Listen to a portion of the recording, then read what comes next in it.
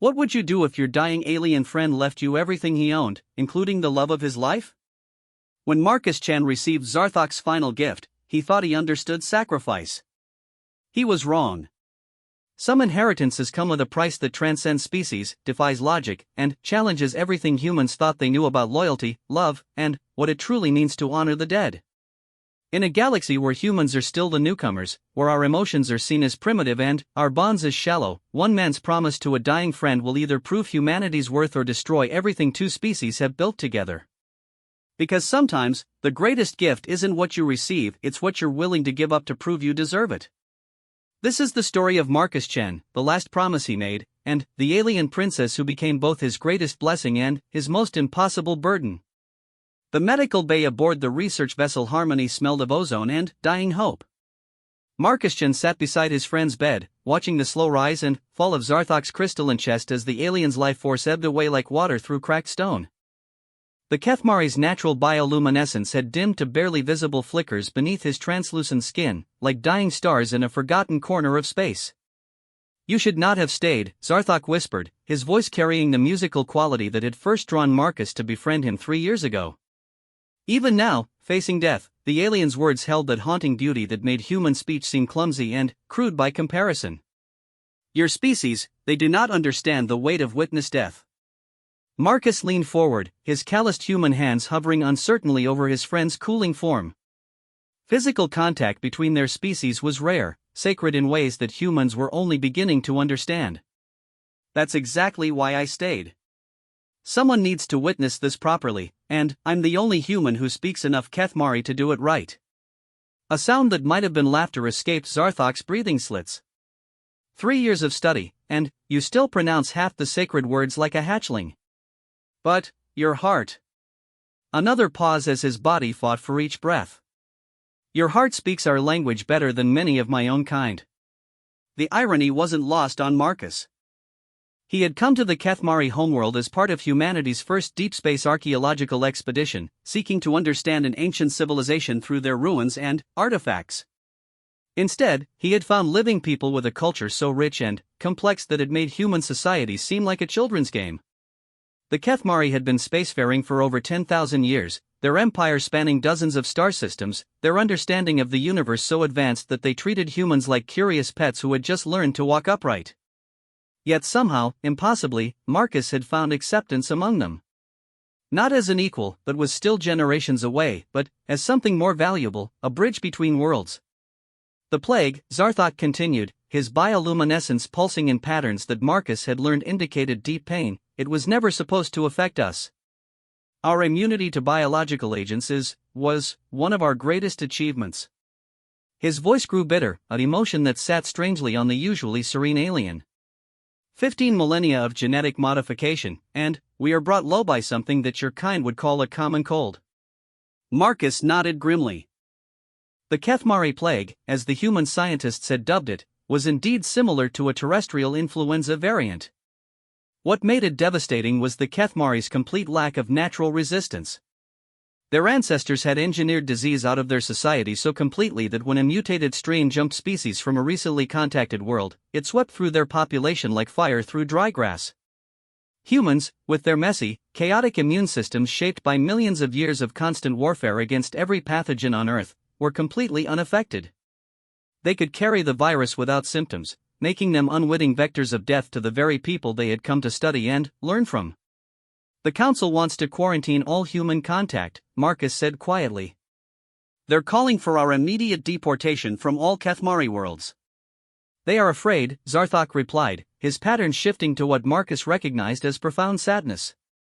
"Fear makes even the wise act foolishly." "But you stayed. When your own people prepared to flee, when my people demanded your departure, you stayed." Marcus had indeed stayed, despite the evacuation orders from Earth Command and the increasingly hostile treatment from the Kethmari authorities. He had watched the research team pack up their equipment and board the transport ships, leaving behind 3 years of careful relationship building and cultural exchange. The official reason for his remaining was to continue monitoring the plague's progression for the sake of interspecies medical knowledge. The real reason was sitting in the bed before him, dying because Marcus's very presence on this world had made it possible for the plague to spread. I couldn't leave you to die alone, Marcus said simply. Not after what this cost your people. Not after what I cost your people. Zarthok's patterns flared brighter for a moment, almost angry. You did not bring this plague intentionally. You could not have known. Your guilt serves no one. Tell that to the 3 million Kethmari who are already dead. I tell it to the one human who stayed to honor our dying customs when he could have fled to safety. Zarthok struggled to sit up, and Marcus instinctively moved to help him, then stopped as he remembered that human contact might still spread the virus. Marcus Chin of the third planet, I have a request to make of you. The formal phrasing made Marcus straighten. In Kethmari culture, a dying person's final requests carried the weight of law, of destiny itself. To be asked was to be honored beyond measure. To refuse was unthinkable. Speak, Zarthok of the crystal reaches. I will listen with my whole heart. My death gift, Zarthok said, using a term that didn't quite translate into human language. Among my people, when one dies, their possessions, their responsibilities, their bonds, pass to one they choose. Usually a family member or close friend of the same species. But I have no family left alive, and my closest friend of my own kind has already passed beyond the light. Marcus felt a chill that had nothing to do with the medical base temperature. Zarthok, I don't understand your death customs well enough to you understand better than you know, the alien interrupted. 3 years of questions about our ways, our laws, our hearts. You have studied us more carefully than many Kethmari study themselves. You know what I am offering. And Marcus did know, with a certainty that terrified him. The Kethmari concept of inheritance was nothing like the human version. It wasn't just about money or property or even responsibility. It was about taking on the very identity of the dead person, becoming them in all the ways that mattered to their society. Your mate, Marcus whispered.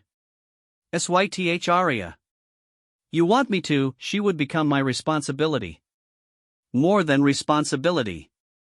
In the eyes of my people, she would become yours as I was yours, as you were mine. Bondmate, life partner, the keeper of half your soul.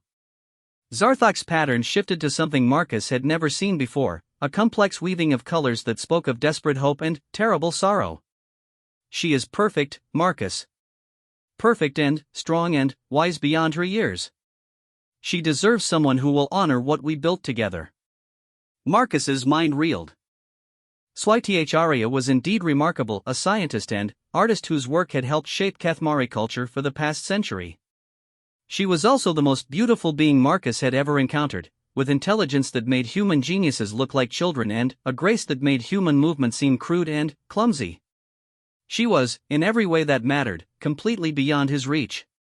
She would never accept me, Marcus said finally. I'm human. I'm the reason you're dying. She would accept you because I asked her to, Zarthok replied with quiet certainty. Because the bond gift of a dying mate cannot be refused without bringing dishonor to his memory. Because she loved me, and I am asking her to love you. The weight of what was being offered crashed down on Marcus like a collapsing star. Not just a woman, but an entire life, an entire identity within Kethmari society. He would become Zarthok in all the ways that mattered, taking on his friend's place in a civilization that barely tolerated human presence. Why? Marcus asked, his voice breaking. Why me? Why this? Zarthok's bioluminescence pulsed in what Marcus recognized as deep affection. Because in 3 years of friendship, you have shown me that humans do not love less than Kethmari, you love more. Your feelings are not primitive, they are overwhelming. You do not bond shallowly, you bond completely. When you care for someone, it consumes you. The alien paused, gathering strength for what he clearly considered his most important words. My people think emotions make you weak. I have learned that emotions make you dangerous. A human who truly loves will fight the universe itself to protect what matters to them. Sythria will need that kind of love in the days to come. What do you mean? The plague will pass, Marcus, but the fear will remain. There will be those among my people who blame humanity for what has happened. There will be pressure to end all contact between our species. Sythria, as the mate of a human, will stand at the center of that storm. Zarthok's patterns grew urgent. She will need someone who will fight for her, for the relationship between our peoples, for the future we both believe in. Marcus stared at his dying friend, understanding finally why this gift was being offered. It wasn't just about love or companionship. It was about politics, about the future of human Kethmari relations, about proving that the two species could build something meaningful together. "You're asking me to save your civilization by accepting your mate," Marcus said slowly. "I am asking you to save both our civilizations by proving that love can transcend species." Zarthok's voice was growing weaker, his patterns more erratic. "Will you accept my death gift, Marcus Chen? Will you become my successor in all things?" Marcus looked at his dying friend, this being who had welcomed him into an alien world and was now asking him to become part of it in the most intimate way possible. The responsible thing would be to refuse, to let Kethmari society heal itself without human interference. The human thing would be to accept, to honor his friend's final wish regardless of the consequences. He thought about Sith Arya, whom he had admired from a distance for 3 years, never imagining he could be worthy of her attention.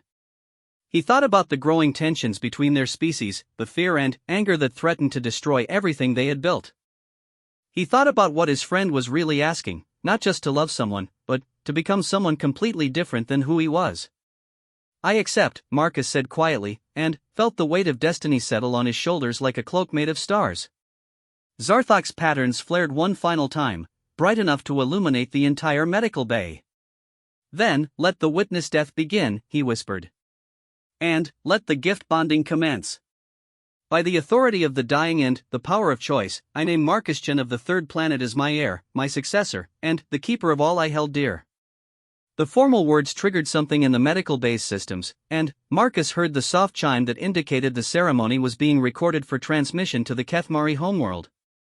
In a few hours, every member of Kethmari society would know that a human had been chosen to inherit one of their own. As Zarthok's breathing grew shallower, Marcus reached out and, for the first time in their friendship, took his friend's hand. The alien's skin was surprisingly warm, and Marcus felt the final flickers of bioluminescence pulse against his palm like a dying heartbeat. "Thank you," Zarthok whispered. "For staying. For accepting. For proving that humans can love as deeply as we do." And then, he was gone, his light fading to nothing, leaving Marcus alone with the greatest inheritance in galactic history and no idea how to claim it. The communication from the Kethmari High Council arrived 18 hours after Zarthok's death, transmitted directly to Marcus's quarters aboard the research station. The holographic seal materialized in the air before him, its crystalline structure rotating slowly as ancient Kethmari script flowed around it like liquid light. Marcus had seen such formal communications only once before, during the initial first contact ceremonies 3 years ago. His translation software struggled with the archaic language forms, but the meaning was clear enough: he was being summoned to the Kethmari homeworld to undergo the ritual of inheritance. Not invited, summoned. The distinction was important in Kethmari culture. An invitation could be declined. A summons carried the weight of law. "Computer, compose response to Kethmari High Council," Marcus said, staring at the slowly rotating seal. "Message begins. I acknowledge receipt of the formal summons and accept the obligation to appear before the council within the prescribed time frame. I understand the gravity of the inheritance I have accepted and submit myself to the wisdom of the council in all matters pertaining to Kethmari law and custom." Message ends. The response was deliberately formal, using the phrase patterns that Zarthok had taught him for addressing authority. Marcus had no desire to begin his new life by accidentally insulting the most powerful beings in Kethmari society. The journey to the Kethmari homeworld of Vilithmar took 6 days aboard a council transport ship. Marcus spent the time studying everything he could find about inheritance customs, mate bonding, and the legal status of interspecies relationships in Kethmari law. What he found was not encouraging. Kethmari inheritance law was ancient, complex, and had never contemplated the possibility of a non-Kethmari inheritor. The legal text spoke of soul bonds and light sharing in ways that seemed to require biological compatibility that Marcus simply did not possess. Worse, several of the documents suggested that a mate bond between incompatible species was not just illegal but spiritually dangerous. On the 4th day of travel, Marcus received a personal message from Sith Arya herself. Her image materialized in his quarters, and he was struck anew by her ethereal beauty. Where Zarthok had been tall and angular, Sytharia was smaller, more delicate, with bioluminescent patterns that flowed across her skin like living art. Her voice carried the same musical quality as all Kethmari speech, but there was a crystalline purity to it that made human voices seem rough and guttural by comparison. Marcus Chen of the Third Planet, she said, using the formal address, I greet you in the name of my departed bondmate. I know that you honored Zarthok with your presence during his transition beyond the light, and, for this, I am grateful. She paused, and Marcus could see the pain in her luminescent patterns, the way the colors dimmed and flickered with her grief. I have been informed of his final gift to you, and I understand the burden that has been placed upon your shoulders. When you arrive on Velithmar, I will be waiting to speak with you about our future. I hope that we may find a way to honor Zarthok's wishes while respecting the needs of both our species. The message ended there, leaving Marcus with more questions than answers. Her tone had been polite, respectful even, but there was a distance to it that spoke of duty rather than desire. She was clearly prepared to accept the inheritance bond, but whether she wanted to was another matter entirely. The transport ship dropped out of hyperspace above Velithmar on the 7th day, and Marcus got his first clear look at the Kethmari homeworld. It was breathtaking, a world of crystal cities that rose from vast forests like geometric flowers, connected by bridges of living light that span continents. The oceans themselves seemed to glow with bioluminescent life, and the aurora-like displays in the upper atmosphere painted everything in constantly shifting colors. It was also clearly dying. From orbit, Marcus could see the empty spaces where cities had once stood, dark patches in the forests where entire ecosystems had collapsed, and vast areas of ocean that had gone dark as the plague killed off the microscopic organisms that provided the planet's natural light. The Kethmari had been dying for months, and their world was dying with them. The shuttle that carried Marcus to the surface was met by a formal delegation at the capital's main spaceport. A dozen Kethmari in elaborate ceremonial robes waited in perfect formation, their bioluminescent patterns synchronized in a display of unity that took Marcus's breath away. At their head stood a figure he recognized from his cultural studies, Council Speaker Threndar, one of the most powerful individuals in Kethmari society. Marcus Chen of the Third Planet, Threndar intoned as Marcus descended from the shuttle, you stand upon sacred ground, called by deathright to claim an inheritance that has never been claimed by one not of our blood. Do you come with pure intentions and a willing heart? The formal challenge was part of the ritual, Marcus knew, but the edge in Threndar's voice suggested that this was more than mere ceremony. I come with respect for the dead and acceptance of the responsibility that has been placed upon me, he replied, using the traditional response that Zarthok had made him memorize years ago. Then, let the ritual of examination begin, Threndar declared, and the delegation began to move toward the crystal spires of the capital city. The examination took place in the Hall of Remembrance, a vast crystalline chamber where the light of dead Kethmari was preserved in floating geometric patterns that painted the walls with moving memories. Marcus had visited the hall during his first week on Velithmar, but then, it had been filled with thousands of light patterns, a galaxy of preserved consciousness that represented 15,000 years of Kethmari history. Now, barely a tenth of those patterns remained. The rest had been extinguished along with their creators, leaving dark spaces in the crystal matrix like missing teeth in a smile. The visual impact of the loss was overwhelming, and Marcus understood for the first time the true scope of what the plague had cost this ancient civilization. In the center of the hall, a raised dais held the seat of judgment, where council members took their places in a circle around Marcus. He stood in the exact center, feeling very small and very human under their combined gaze. We have come to examine the claim of Marcus Chen, Threndar announced, his voice echoing in the vast space. By the deathright of Zarthok of the Crystal Reaches, this human seeks to inherit not only material possessions but the sacred bond of mateship with Sytharia of the Flowing Light. Let the examination begin. What followed was 3 hours of intensive questioning about Kethmari culture, law, and custom.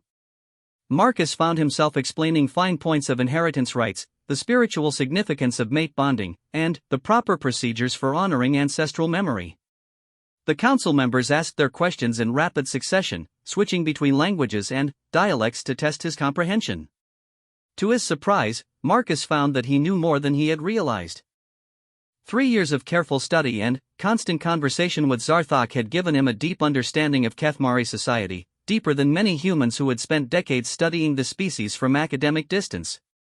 When Council member VelTHYSS asked him to explain the significance of the ritual of shared light, he was able to not only describe the ceremony but explain its historical origins and cultural variations across different Kethmari colonies. The questioning might have gone on indefinitely if not for the arrival of SYTH herself. She entered the Hall of Remembrance like a living artwork, her bioluminescent patterns flowing in complex sequences that Marcus recognized as formal mourning displays. She was dressed in traditional garments that seemed to be woven from captured starlight, and her movements held the grace that made even walking seem like a form of dance. "Council members," she said, her voice carrying clearly in the vast space, "I request permission to address the assembly." Threndar's patterns shifted to what Marcus had learned indicated mild annoyance. "SYTH of the flowing light, this examination concerns your future. It is proper that you should be present to witness, but the questions are for the inheritor to answer. With respect, honored speaker, the questions concern not just Marcus Chen's knowledge of our ways, but my willingness to accept the bond he has inherited." She moved closer to the center of the dais, her patterns shifting to something Marcus didn't recognize. "I have spent the past days considering this situation, and I believe there are matters that need to be addressed." The council members exchanged glances, their patterns communicating in ways too rapid for Marcus to follow. Finally, Threndar gestured for SYTH to continue. "The law is clear," she said, addressing the council but keeping her eyes on Marcus. "The death gift of a bondmate must be accepted or the giver's memory is dishonored. I will not dishonor Zarthok's final wish. But the law also provides for a testing period, during which the new bondmates may determine their compatibility." Marcus felt his heart sink. A testing period sounded like a polite way to delay the inevitable rejection. However, SYTH continued, her pattern shifting again, "I propose that this testing period serve a greater purpose than simply determining our personal compatibility. Let it serve as a test of whether our species can truly build a future together." She turned to address the council directly. "The plague has shown us the danger of isolation. Our genetic purity, which we once considered a strength, has become a weakness. The humans, with their chaotic biology and messy genetics, survived what destroyed millions of our people. Perhaps it is time to consider that diversity, rather than purity, is the key to survival." The silence that followed was profound. Marcus could see the council members' patterns shifting rapidly as they processed the implications of what SYTH was suggesting. "You propose to use your mate bond as a political statement," Council member Reshalone said finally. "To demonstrate the viability of interspecies cooperation. I propose to honor my departed bondmate's faith in both our species," SYTH replied firmly. Zarthok believed that humans and Kethmari could learn from each other, could build something greater together than either could achieve alone. His death gift to Marcus Chen was not just personal, it was a challenge to both our civilizations. She looked at Marcus again, and this time he could see something new in her patterns, not love, not even affection, but a kind of determined hope. If Marcus Chen can prove himself worthy of the trust Zarthok placed in him, if he can learn to think as we think and feel as we feel while remaining true to his own humanity, then perhaps there is hope for a future where our species stand as true allies rather than cautious neighbors. Threndar leaned forward, his patterns indicating intense concentration. "And if he fails? If the bond cannot hold across such fundamental differences? Then, we will know that some chasms cannot be bridged," SYTH said simply. "And we will make our future choices accordingly." The weight of what she was really saying settled on Marcus like a physical force. This wasn't just about inheriting his friend's mate, it was about proving that humans deserved a place in galactic civilization. If he failed, if the bond between them couldn't work, it would be seen as proof that the species were too different to ever truly understand each other. "The Council will consider these proposals," Threndar announced. "But, first, let Marcus Chen speak for himself. You have heard what is asked of you. You understand that you would become not just a mate-bonded individual but a symbol of interspecies cooperation. Do you accept this responsibility?" Marcus looked around the circle of alien faces, at the vast hall filled with the memories of the dead, at the woman who was offering to tie her fate to his for the sake of both their peoples. 3 days ago, he had been a simple archaeologist studying ancient ruins. Now he was being asked to become a bridge between civilizations. I accept, he said, and his voice carried clearly in the crystalline space. I accept the inheritance, the responsibility, and the test. I will prove myself worthy of Zarthok's trust, or I will fail honorably in the attempt. The council's pattern shifted to what Marcus recognized as satisfaction. Then, let the ritual of inheritance be completed, Threndar declared. Let the testing period begin. Marcus Chin of the third planet, step forward and receive that which Zarthok of the Crystal Reaches has bequeathed to you. What happened next was unlike anything Marcus had ever experienced. The council members began to sing a harmonic progression that seemed to resonate in his bones and make the very air around him shimmer.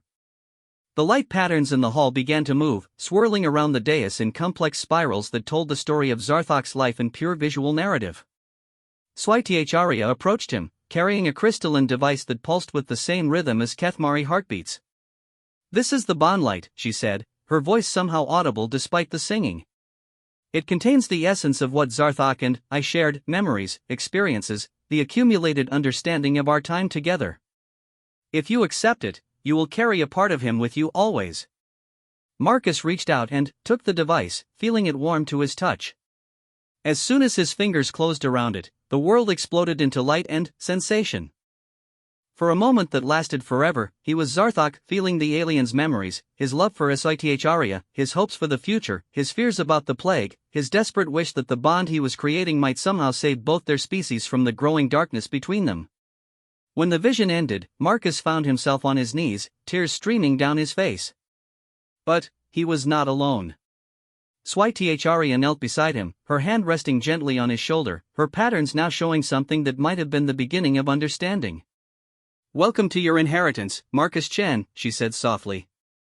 Now let us discover what we can build together.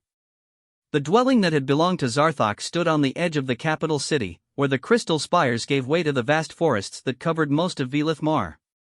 It was a structure that seemed to grow from the landscape itself, its walls made of living crystal that pulsed gently with captured sunlight. Gardens of bioluminescent plants surrounded the building, creating patterns of light that shifted with the wind and the time of day. Marcus stood at the entrance, feeling like an intruder. Swytharya had gone ahead to prepare the dwelling for his arrival, but she had warned him that entering the home she had shared with Zarthok would be difficult for both of them. Now, holding the small travel case that contained his few personal belongings, he wondered if he had made a terrible mistake. The door recognized him. Apparently the bondlight ceremony had somehow updated the dwelling's security systems to accept him as a resident. As he stepped inside, soft chimes announced his presence, and the walls began to glow more brightly, responding to his movement through the space. The interior was breathtaking. High ceilings curved overhead like the inside of a shell, decorated with patterns that seemed to flow and change as he watched. The furniture was minimal but elegant, each piece shaped from the same living crystal as the walls. Everything was proportioned for Kethmari physiology, too tall, too narrow, designed for beings who move like dancers through their daily lives. But it was the personal touches that stopped Marcus in his tracks. Holographic displays showed scenes from Zarthok and Swytharya's life together, moments of joy captured in three-dimensional light. Art pieces that Swytharya had created lined the walls, sculptures of crystallized sound that played soft music when approached. Books and data crystals filled shelves throughout the space, a lifetime of shared learning and discovery. You are wondering if you have the right to be here, Swytharya said from behind him. Marcus turned to find her standing in the doorway, her patterns subdued but readable. She had changed from her formal council robes into something more casual, though even her everyday clothing seemed to be woven from moonbeams and starlight. The thought had crossed my mind, Marcus admitted. This was your home, yours and his. I feel like I'm trespassing on something sacred. You are, Swytharya said simply, then moved past him into the main living area. But trespass was always part of this inheritance. The question is whether you will trespass with respect or with carelessness. She gestured to the holographic displays, and they flickered and changed, showing different scenes. Now they depicted moments from Marcus's own friendship with Zarthok, conversations in the research station's laboratory, shared meals in the cafeteria, long walks through the alien city as Zarthok patiently explained the customs and history of his people.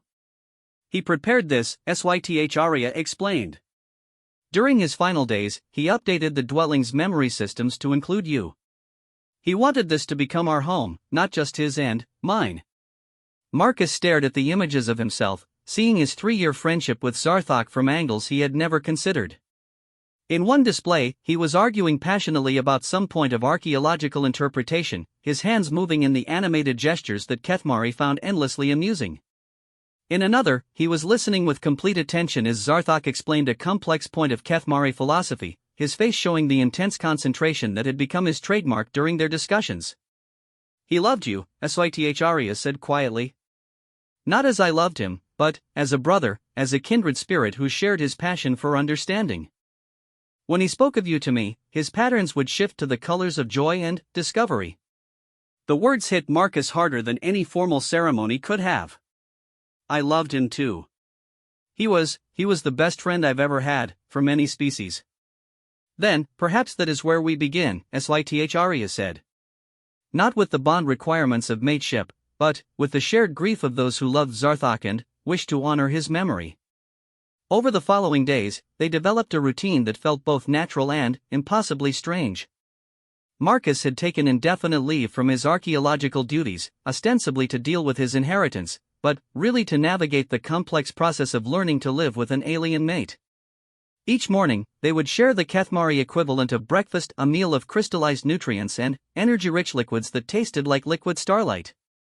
Syth would then go to her work at the Institute of Harmonic Sciences, while Marcus spent his days exploring the city and trying to understand his new legal status. The Kethmari government had assigned him an aide, a young official named Kelthara whose job was to help him navigate the bureaucratic complexities of his inheritance. Through her, Marcus learned that his new status was unprecedented in Kethmari society. He was not quite a citizen, not quite a foreign resident, but something entirely new, a bond-made inheritor with rights and responsibilities that were still being debated by legal scholars. The council is deeply divided, Kelthara explained during one of their sessions. Some members believe that extending mate bond privileges to a non-Kethmari sets dangerous precedents. Others argue that Zarthok's death gift is sacred and cannot be questioned without dishonoring the dead. What do you think? Marcus asked. Kelthara's pattern shifted to what Marcus had learned indicated careful consideration. I think that traditions must sometimes bend or break entirely. The plague has changed everything: our population, our assumptions about biological superiority, our place in the galaxy. Perhaps it is time for our laws to change as well. The evenings with Syth were the most challenging part of his new life. They would share another meal, usually accompanied by long discussions about their respective days, their work, their thoughts on the future. Syth was brilliant in ways that made Marcus feel intellectually inadequate. Her research into harmonic crystallography was so advanced that he could barely follow her explanations, even with translation assistance. But it was the small moments of connection that surprised him. When she laughed at one of his awkward attempts at Kethmari humor, her patterns lighting up in genuine amusement. When she asked him to explain human archaeological techniques and listened with the same intensity that Zarthok had shown. When she found him struggling with the dwelling's environmental controls and patiently taught him the proper way to adjust the lighting and temperature. 3 weeks into their cohabitation, Marcus made his first serious mistake.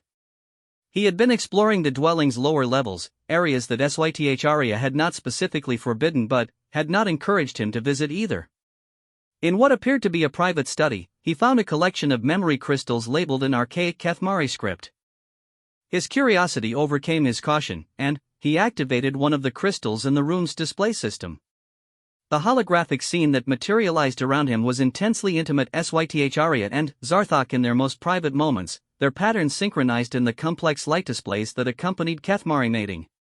Marcus realized immediately that he was seeing something never meant for outside eyes, but he was frozen by the beauty of it, the way their bioluminescence created a symphony of color that told a story of perfect harmony between two souls. What are you doing? Syth's voice cut through the display like a blade, sharp with anger and, something deeper, betrayal. Marcus spun around to find her standing in the doorway, her patterns blazing with emotions that needed no translation. I'm sorry, he said quickly, reaching for the crystal's controls. I didn't realize. I was just exploring, and I found these crystals, and I didn't think. No, you did not think, she said, her voice colder than he had ever heard it. You wandered into spaces that were not yours to explore and activated memories that were not yours to witness. The crystal shut down, leaving them in the normal lighting of the study. Marcus could see the pain in her patterns now, the way the colors dimmed and flickered with her distress. Those were our most sacred moments, she continued, her voice barely above a whisper. The memories we made when we believed we were alone in the universe with only each other. You have no right to them. You're absolutely right, Marcus said, setting the crystal back in its storage case with shaking hands. I violated your privacy, and there's no excuse for that. I'm sorry. Sorry, she repeated, and there was something bitter in the way she said it. A human word that means nothing when the damage is already done. She turned to leave, then stopped. Perhaps this is what we should have expected. Humans are curious to the point of destruction. You cannot see a boundary without needing to cross it, cannot encounter privacy without feeling compelled to violate it. The words stung because there was truth in them. Marcus had spent his entire career pushing into places where he didn't belong, uncovering secrets that ancient peoples had buried, revealing private moments of long-dead civilizations for the sake of academic knowledge. HFY, please, I need to think, she said without turning around. I need to decide whether this arrangement can work when one participant has no concept of appropriate boundaries. She left, and Marcus spent the rest of the night alone in the dwelling, feeling like the trespasser she had accused him of being. She did not return the next day, or the day after. On the third day, Kelthara arrived with a formal message. HFY of the flowing light has invoked the right of reflection, the aide explained, her patterns carefully neutral. She has withdrawn to the Temple of Inner Light to consider the future of the Bond inheritance. You are to remain in the dwelling and await her decision. How long? Marcus asked. As long as necessary, Kelthara replied. The right of reflection has no time limit. She may return tomorrow, or she may remain in contemplation for months. Marcus spent the following days in a state of growing desperation. He walked the dwelling's corridors like a ghost, surrounded by reminders of the life that Zarthok and HFY had built together. He read everything he could find about Kethmari privacy customs, trying to understand the depth of his transgression. He composed and discarded dozens of apologies, none of them adequate to express his regret. On the seventh day, inspiration struck. If HFY was in the Temple of Inner Light, then perhaps he could reach her through the temple's communication systems. But first, he needed to understand exactly what he was apologizing for, and how to express it in terms that would mean something to a Kethmari mind. He contacted Kelthara and asked her to arrange a meeting with a cultural specialist, someone who could help him understand the nuances of Kethmari privacy concepts. The specialist turned out to be an elderly Kethmari scholar named Velmirin, whose patterns had faded with age but whose mind remained sharp as crystal. You violated the sacred viewing, Velmirin explained after Marcus described what had happened. Among our people, the most intimate memories are considered to be extensions of the soul itself. To view such memories without permission is equivalent to, how would you say, rape of the spirit? Marcus felt sick. I had no idea the transgression was so serious. Ignorance is no excuse when dealing with matters of the soul, Velmirin replied, but his patterns had shifted to something that might have been sympathy. However, ignorance can be forgiven if it is accompanied by genuine understanding and a commitment to never repeat the offense. How do I express that understanding? Velmirin studied him carefully.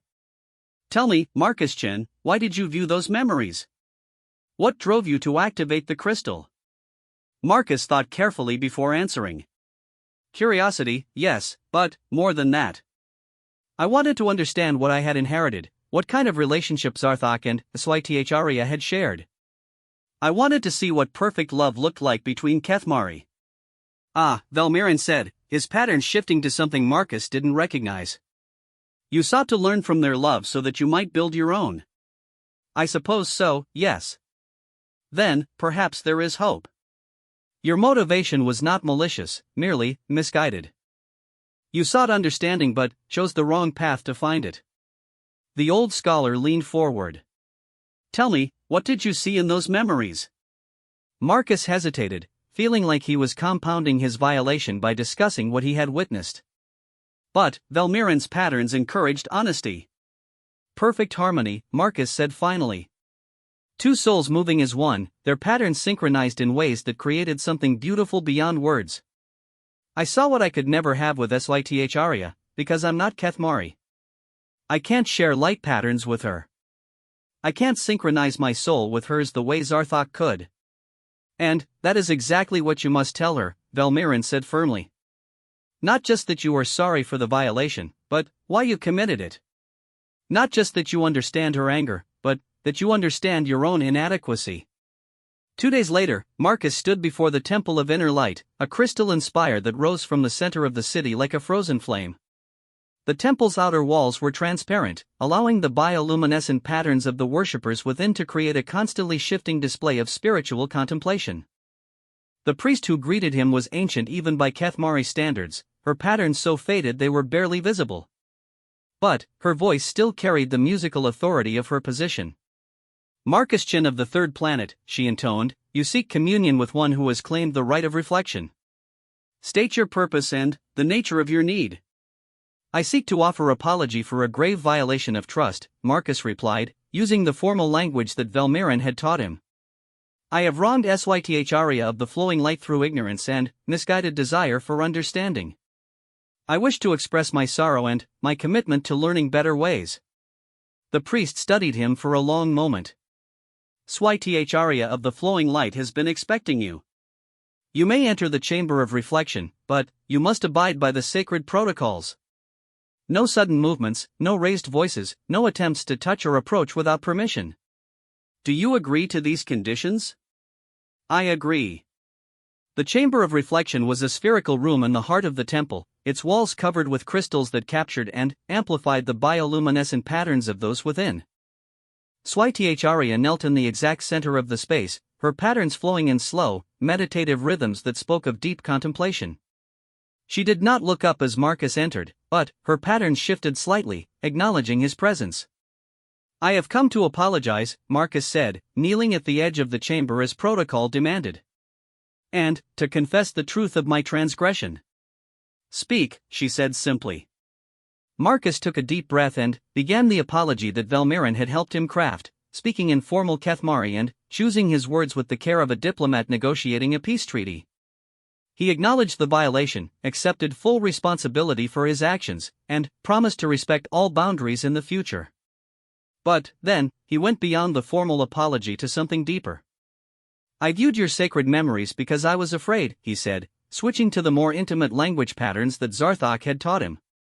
I was afraid that I could never love you as Zarthok did, that I could never be worthy of the gift he had given me. I wanted to see what perfect love looked like between Kethmari so that I might somehow learn to create it myself. Sythra's patterns shifted, showing surprise at his honesty. But what I saw only confirmed my fears, Marcus continued. I saw the harmony of souls that is possible between two Kethmari, the synchronization of light and pattern that creates something greater than either individual. I saw what I can never give you, because I am not Kethmari. I cannot share light patterns with you. I cannot make my soul sing in harmony with yours. He paused, gathering courage for what he needed to say next. I realized that Zarthok's gift to me was not just you, but the impossible task of learning to love someone I could never truly understand. And I wondered if that was the real test, not whether I could become Kethmari enough to love you properly, but whether I could love you completely while remaining human. Sythra finally looked up, her pattern shifting to something complex and unreadable. You believe that human love is inferior to Kethmari love? She asked. I believe that human love is different, Marcus replied. We don't synchronize souls, we clash and conflict and struggle to understand each other. We don't create harmony, we create something messy, more chaotic, but maybe equally beautiful in its own way. Show me, she said. What? Show me what human love looks like. If you cannot share light patterns with me, show me what you can share. Marcus stared at her, not understanding. How?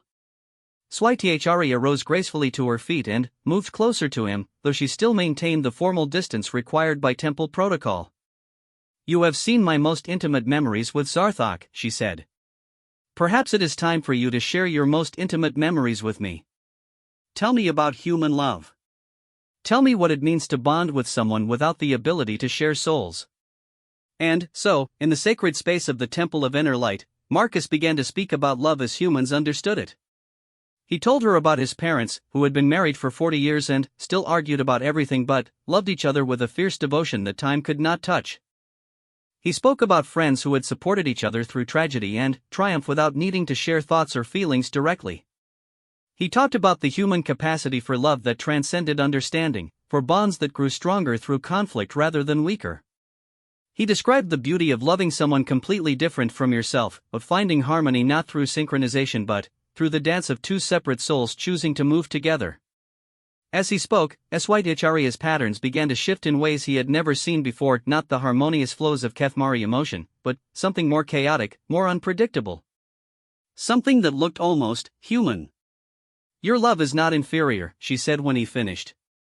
It is alien, yes, but not inferior. It is love that chooses rather than love that simply is. Perhaps that is what Zarthok saw in you, the capacity to choose love even when it is difficult, even when it makes no logical sense. She moved closer, close enough that Marcus could see the complex interplay of colors across her skin. I am willing to learn about human love, she said. But only if you are willing to learn about Kethmari forgiveness. I am, Marcus said without hesitation. Then, let us begin again, she said, and, for the first time since he had violated her privacy, her patterns showed something that might have been hope. Let us discover what kind of love we can build together. The crisis began 6 weeks after Sythra returned from the Temple of Inner Light, just when Marcus had begun to believe that their strange relationship might actually work.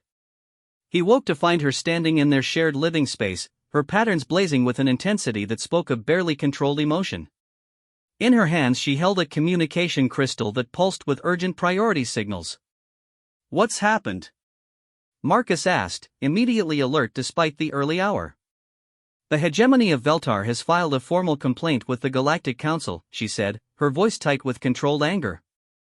They claim that the mate bond between us violates interspecies treaty protocols and demands its immediate dissolution. Marcus felt his stomach drop. The Veltari were one of the oldest and most conservative species in galactic politics, their empire spanning nearly a quarter of the known galaxy. If they had decided to make the human Kethmari bond a political issue, it could affect relations between dozens of worlds. On what grounds, he asked, though he suspected he already knew the answer. Genetic contamination protocols, Sythra replied, her patterns shifting to bitter irony. They argue that intimate contact between species of different evolutionary origins poses a biological threat to both populations. They cite the plague as evidence that humans and Kethmari should have no contact whatsoever. The irony was particularly bitter because the plague had already passed, burning itself out as such diseases inevitably did. The Kethmari population had been reduced by nearly 60%, but the survivors had developed immunity and were beginning the slow process of rebuilding their civilization.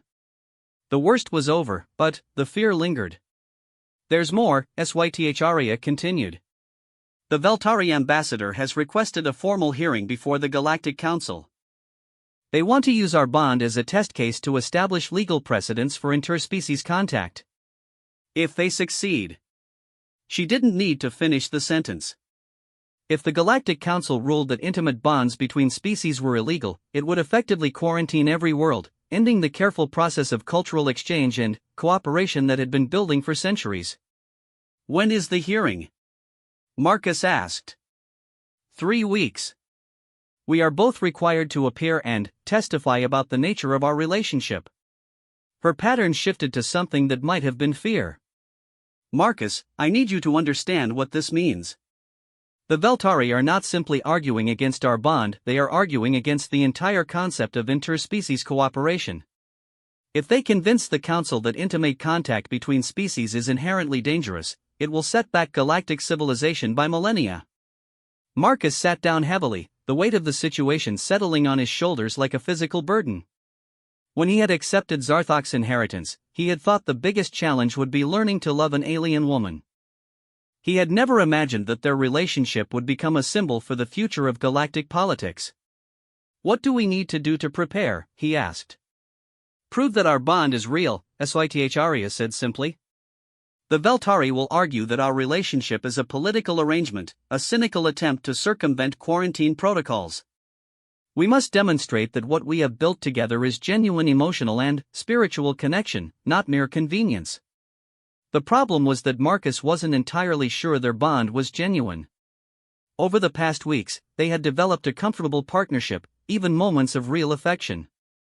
But, was it love? Was it the kind of deep connection that would justify challenging galactic law? HFY seemed to read his doubts in his expression. "You are uncertain," she observed. "Aren't you?" Marcus countered. 6 weeks ago, you were ready to abandon this entire arrangement because I violated your privacy. Now we're supposed to convince the galaxy that we have a bond worth protecting? Her pattern shifted to something complex that Marcus couldn't quite read. "Come with me," she said. "There is something you need to see." She led him to her private workshop, a space in the dwelling that he had never entered despite her permission to do so. After his violation in the memory chamber, he had been careful to respect all boundaries, even implied ones. The workshop was a marvel of crystalline technology, filled with equipment that looked more like art than science. Harmonic resonators created standing wave patterns in the air, their geometric beauty making the space feel like the inside of a musical instrument. But, it was the work surface in the center of the room that drew his attention. On it lay a sculpture unlike anything he had ever seen, a complex crystalline structure that seemed to pulse with its own internal light. As he watched, patterns flowed through the crystal matrix, colors that shifted and changed in response to some invisible rhythm. "What is it?" he asked. "It is us," HFY said simply. "A harmonic map of our interactions over the past 6 weeks. Every conversation, every shared meal, every moment of connection or conflict, all of it translated into crystalline form." She activated a control, and the sculpture began to rotate slowly. Marcus could see layers within layers, complex patterns that seemed to tell a story in pure light and form. "Here," HFY said, pointing to a section near the base of the structure, "you can see the early days, when our patterns were separate, distinct. 2 different rhythms trying to find common ground.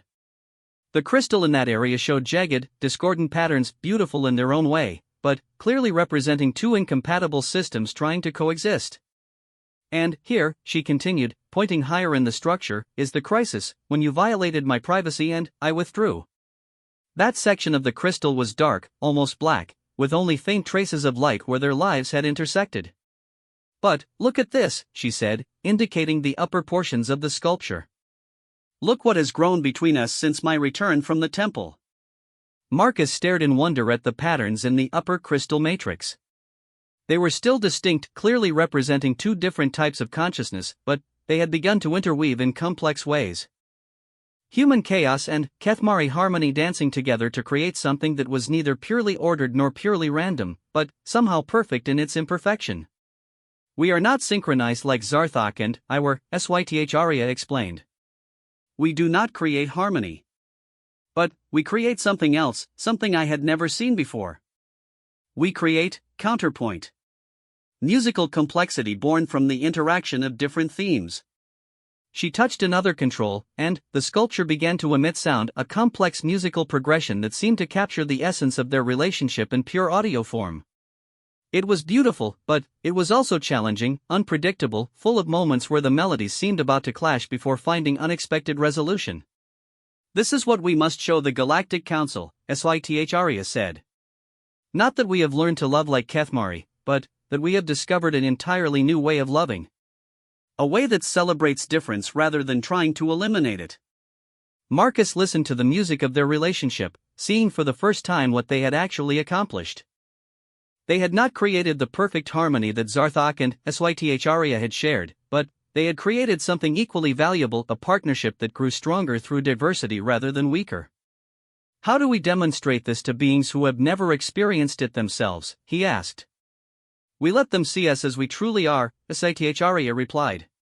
"We share our story, our struggles, our small victories. We show them that love is not diminished by difference but enriched by it." The 3 weeks that followed were intense beyond anything Marcus had ever experienced.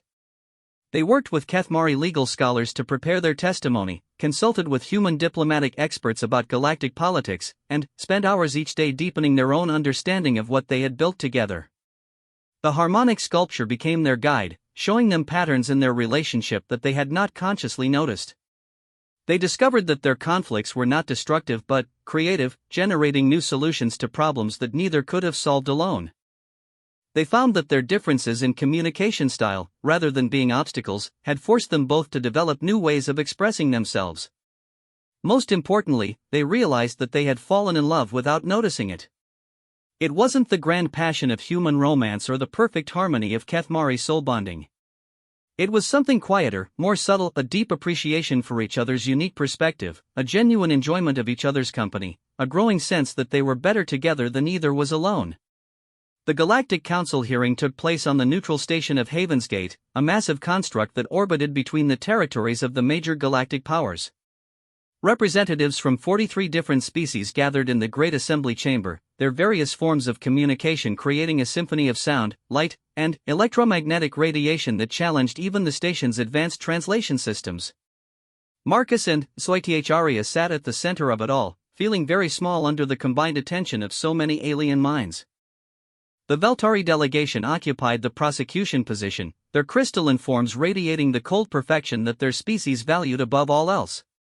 Ambassador Kreshvel of the Veltari opened their case with mathematical precision, arguing that interspecies bonding violated fundamental biological principles.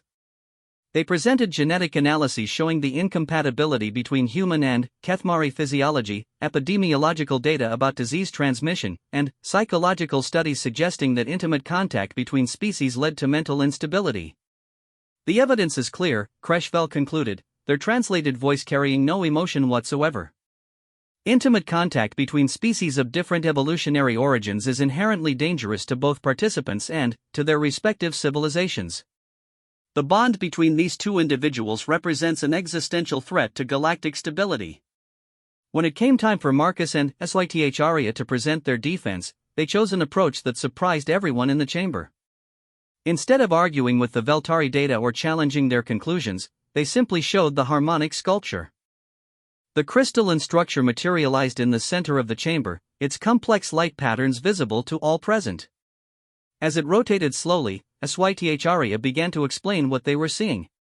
"This is a map of incompatibility becoming compatibility," she said, her voice carrying clearly through the translation systems.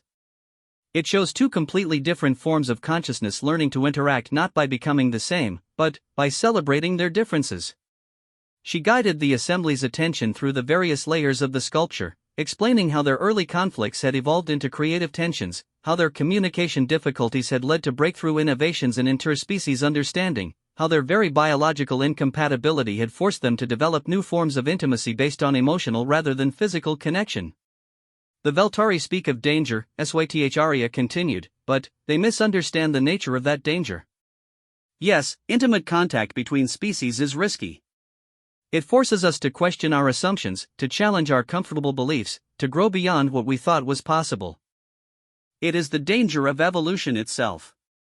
When she finished, Marcus stood to address the assembly directly. He had prepared elaborate speeches, complex arguments about the benefits of diversity and the necessity of cooperation in an increasingly connected galaxy.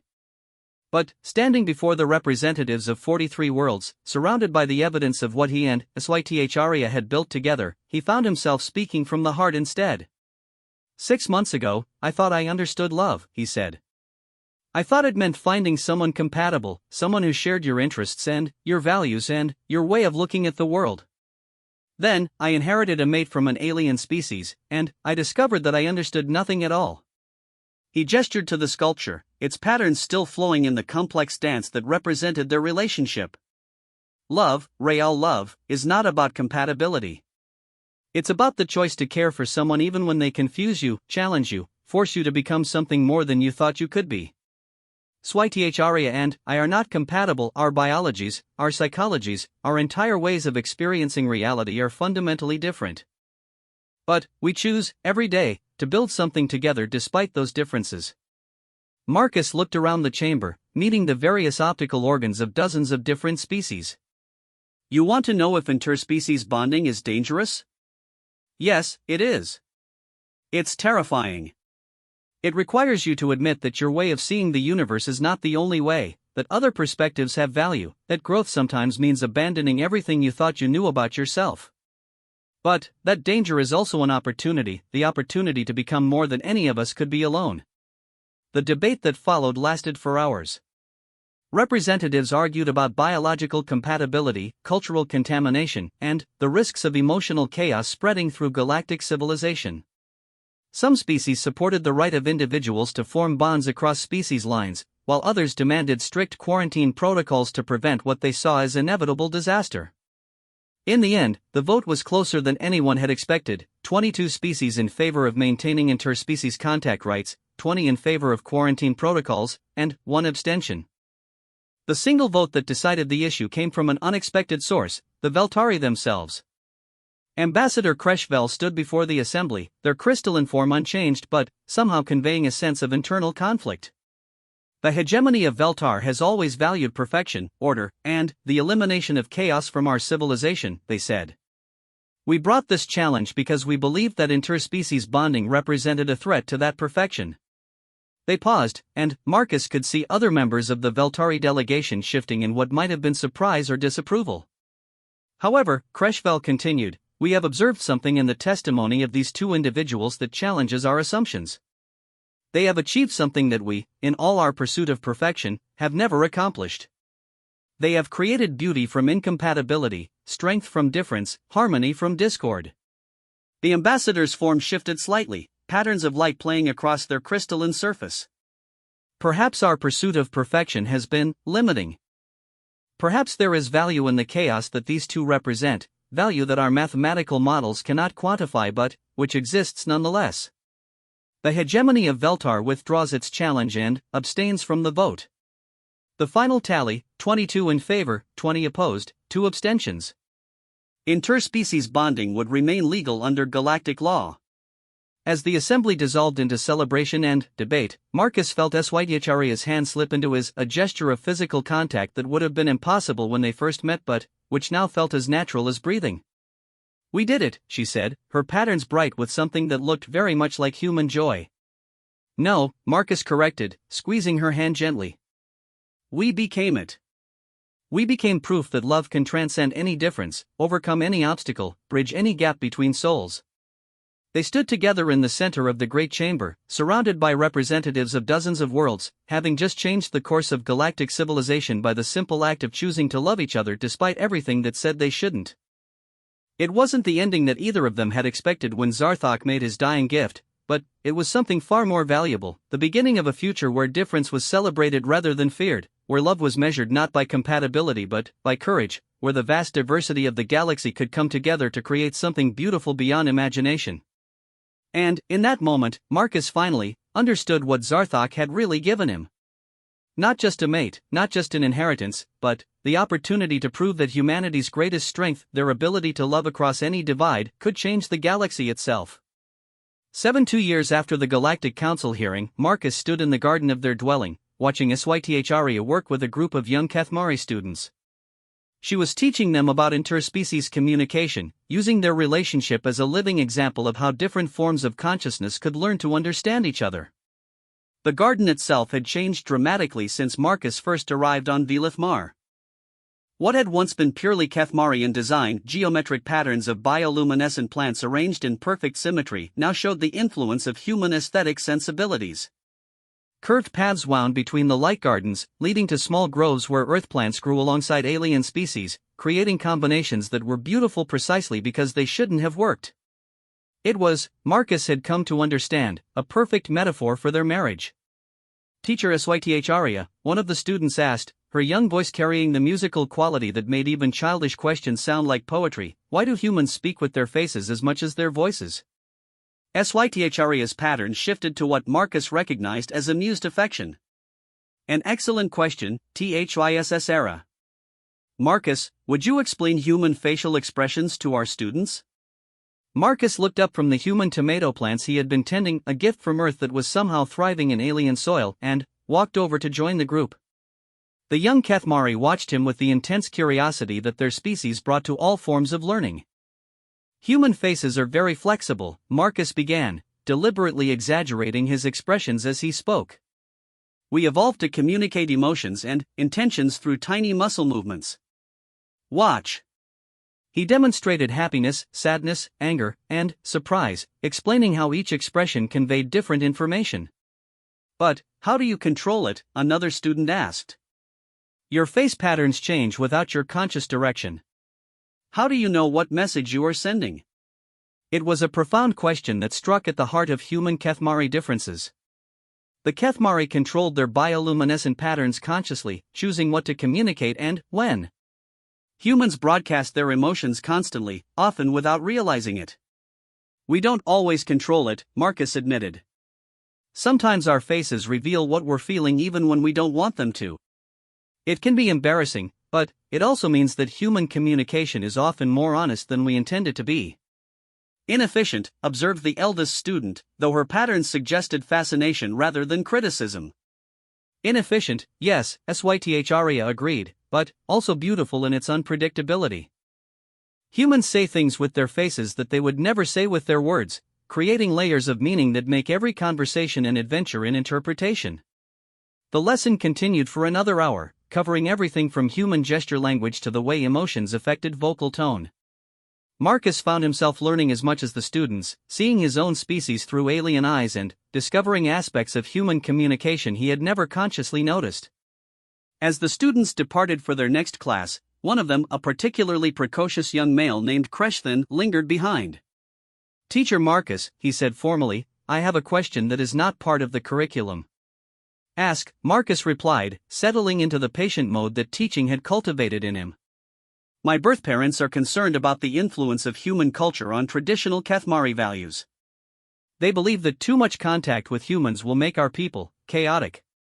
The young Kethmari's patterns showed the careful neutrality that children learned when discussing controversial topics. Marcus exchanged a glance with Sytharia. This was not the first time they had encountered such concerns. Despite the Galactic Council's ruling, there remained significant opposition to interspecies cultural exchange among more conservative Kethmari. What do you think, Kreshthin? Sytharia asked.